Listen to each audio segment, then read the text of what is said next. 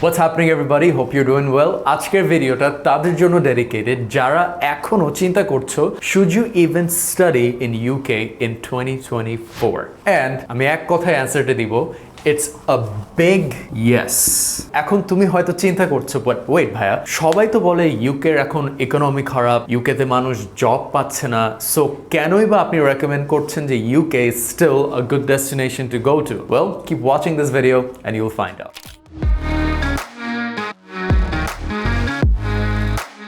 What's happening everybody? For those of you who don't know me, my name is Z এবং আমি তোমাদের মতো স্টুডেন্টদের জন্যই ভিডিও বানিয়ে থাকি এবং নিজেকে আমি বলতে পারি আমি উচ্চ শিক্ষা পরামর্শদাতা ঠিক আছে so I make helpful videos for students like you who want to study abroad and আমি তোমাদেরকে তোমাদের এডুকেশন ক্যারিয়ার এন্ড পুরো লাইফস্টাইল নিয়ে অ্যাডভাইস দিয়ে থাকি যাতে তোমরা তোমাদের যে স্টেজেস গুলো আছে in the international student journey you can make smarter decisions so your journey becomes smooth and you can become successful as an international student so আজকে আমরা কথা বলছি should you even study in UK নিয়ে but সেটা নিয়ে বলার আগে আমি তোমাদেরকে বলবো for those of you who want help related to studying abroad এবং তোমরা একজন study abroad counselor এর help চাচ্ছো I own a company called Connected Education where we can help you with the entire process from your IELTS training, admission processing, visa processing all the way up to career development which is about getting a job abroad. So if you want to learn more, make sure to sign up through the link in the comments. My team will get in touch. Now, coming back to should you even study abroad in UK right now. Let's first talk about কেনই বা মানুষ সবসময় বলতে থাকে যে বাইরে এখন economy খারাপ বা জব ক্রাইসিস চলছে নাও আমি যদি তোমাকে সিম্পল ভাবে বলি তাহলে আমি বেসিক্যালি বলবো all of that is bullshit কেন বলি বাংলাদেশের ইকোনমি কি খুবই ভালো চলছে বাট মানুষ কি এখানে চাকরি পাচ্ছে না মানুষ কি এখানে সাকসেসফুল হচ্ছে না সবাই কি রাস্তায় একদম পভার্টিতে পড়ে আছে না সব দেশেই অপরচুনিটিসও আছে এবং যেসব মানুষের সুন্দর মতো স্কিলস না থাকে তারা তো আনএমপ্লয়েড বাংলাদেশে দেখো স্কিলড যারা এবং একটু স্মার্ট যারা তারা কিন্তু জব পেয়ে যাচ্ছে বাট যারা এখনো ট্রেডিশনাল ওয়েতে জব অ্যাপ্রোচ করে থাকে বা ট্রেডিশনাল স্কিলস নিয়ে আছে তারা জব পাচ্ছে না আর যাদের স্কিলস নাই তারা তো পাবেই না তাই না সো ইউকের প্রেক্ষাপটে এই জিনিসটা কেন হচ্ছে কেন মানুষ বলছে যে ইউকের ইকোনমি খারাপ এবং জব ক্রাইসিস বা সুইডেন নিয়ে তো কি এরকম কথা বলছে না বা ক্যানাডাকে নিয়ে মাত্র রিসেন্টলি সবাই এই কথাটা বলা শুরু করেছে বাট ক্যানাডা নিয়ে কিন্তু আগে কেউ কখনো বলতো না যে ক্যানাডার ইকোনমি খারাপ বা জব ক্রাইসিস আছে বা ইউএস কে নিয়েও কেউ বলছে না বা ডেনমার্ককে নিয়ে কেউ বলছে না বাট অস্ট্রেলিয়া নিয়ে হঠাৎ বলা শুরু করেছে হঠাৎ কিন্তু রাইট এতদিন ধরে অস্ট্রেলিয়া বা ক্যানাডা নিয়ে কিন্তু কেউ বলে নাই যে ইকোনমি খারাপ বা job crisis let me tell you why this is happening you see এইসব দেশগুলোতে অনেক আগে ইমিগ্রেন্টস অনেক কম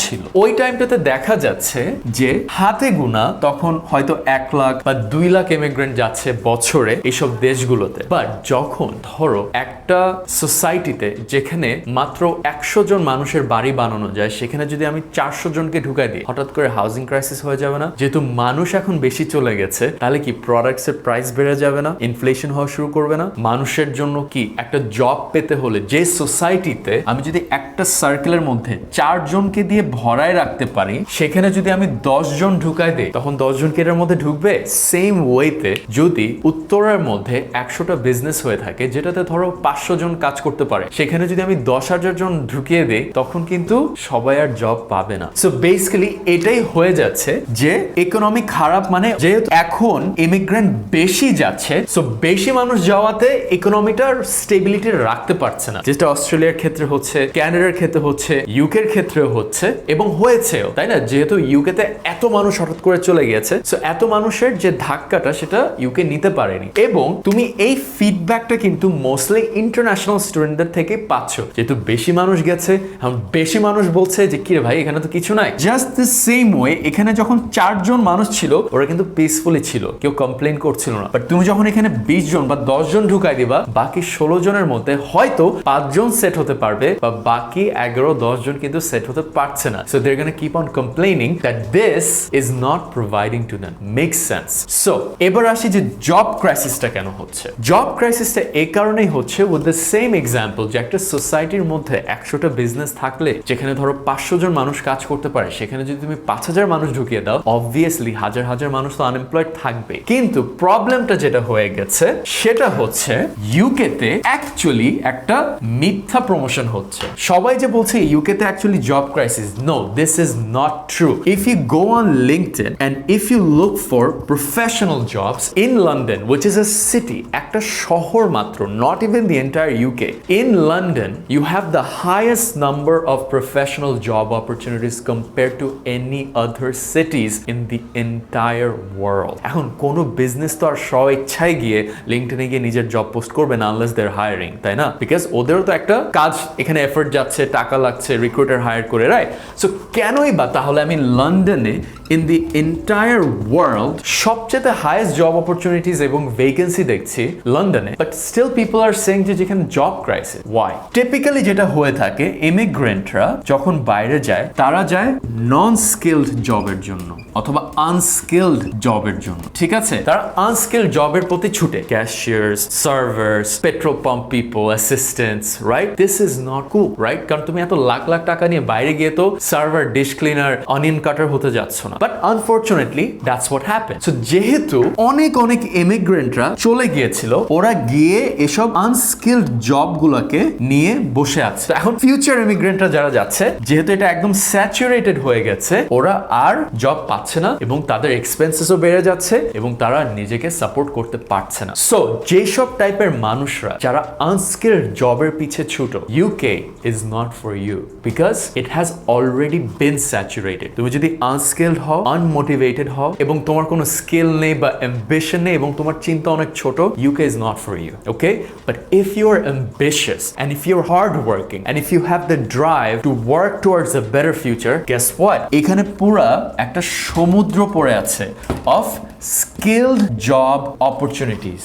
An ocean of job opportunities only if you are skilled. তোমার যদি একটু স্কিল থাকে বা একটু স্কিলের প্রতি তুমি কাজ করো, ক্যারিয়ার ডেভেলপমেন্টের পিছে ছুটো, তোমার কিন্তু ইউকেতে সবচেয়ে বেশি জব অপরচুনিটিস থাকবে compared to any other cities in the world. So the question then becomes, who is UK for? Who should still study in UK? Because আমরা বুঝে গেলাম যে UK is still a great destination to study. তোমরা হয়তো আমার example দিয়ে বুঝে গেলা, তাই না? So who is it for? যারা actually ambitious, যারা ambitious and hardworking, যারা career driven, যে আমি ভালো ভালো চাকরি পেতে চাই, ঠিক আছে? And lastly, যারা lifestyle, যারা একটা সুন্দর lifestyle চাও, because I have traveled to many countries and trust me guys, UK has one of the best lifestyle in the entire world. I've been to London, it's the second busiest city in the entire world, and the diversity there, মানুষদের যে crowd, যে diversity এবং ওদের ইন্টিগ্রেশনটা অনেক অনেক অনেক সুন্দর। তুমি এক ক্রাউডে দেখবা যে বাঙালি মানুষ, চাইনিজ মানুষ এবং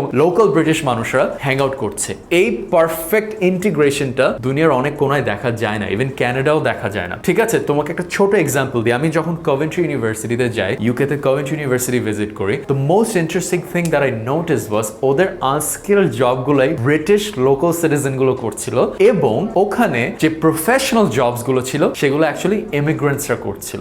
and it was so inspiring to see, and by immigrants I mean students, international স্টুডেন্টসরা ছিল residence ambassadors, campus ambassadors, program coordinators and all that stuff, and it was so inspiring to see that a university actually was helping international students make money through professional jobs and help them integrate properly. যেখানে কানাডায় তোমরা দেখতে যাও, দেখবা যে team হর্টনস বা coffee shop বা petrol পাম্পে সব ইন্ডিয়ানসদের ভরা। হ্যাঁ, লন্ডনেও সেটা, ইউকেতেও সেটা আছে, বাট কিছু জায়গায় সেটা অনেক কম দেখা যায় এবং সুন্দরভাবে দেখা যায়। So that's why I still say UK is a great place to study and it's absolutely for ambitious students, career-driven students and lifestyle-driven students. এখন তোমরা হয়তো চিন্তা করছো যে ভাইয়া, বাট আমার ফিল্ড অনুযায়ী কি আমার ইউকেতে পড়া উচিত? Well, depends. ইউকেতে তোমার পড়া উচিত যদি তুমি ফাইন্যান্স রিলেটেড পড়তে চাও, or তুমি ইঞ্জিনিয়ারিং রিলেটেড পড়তে চাও, engineering related programs, or IT related, or marketing and HR relate, because UK is the hub for financial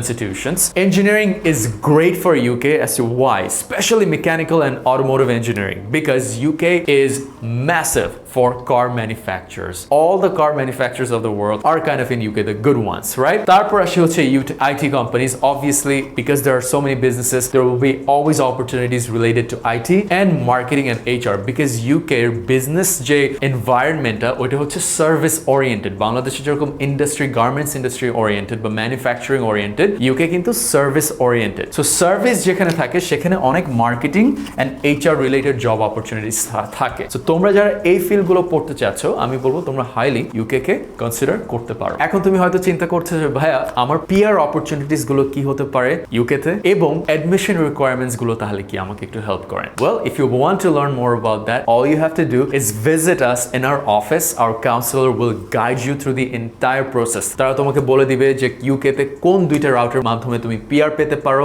and also সেখানে কি টাইপের কোথায় জব অপরচুনিটিস আছে and তোমার admission requirements গুলো কি, তাদের কস্ট কি, scholarship opportunities কি আছে. So if you want to visit us in person at our office or speak to any of my team members, simply sign up through the link in the comments at Connected, which is my company, Connected Education. We help you with the entire process related to your IELTS training, admission processing, visa processing, and career development. Look guys, how do I know so much about career development abroad? Because আমি নিজেও কানাডাতে 10 বছর ছিলাম, আমি ওখানে পড়াশোনা করেছি, business করেছি, কাজ করেছি, PR পেয়েছি, রাইট? এবং আমি also দেশ বিদেশ ঘুরেছি. I went to UK, I went to Jamaica, I went to Sweden, Norway, all these places. So I have a pretty global perspective as to how things are when you move abroad, which helps me determine what students should do and the strategy they should implement in order to be successful. তোমরা যদি জানতে চাও more about me and what I have accomplished, simply look up Z Study Abroad on YouTube. Simply look up ZEEZ Canada on YouTube. That being said, আশা করি আজকের video দেখে তোমার ভালো লেগেছে and কিছু জিনিস তুমি জানলে হয়তো তোমার কিছু frustrations দূর হলো অথবা confusions দূর হলো.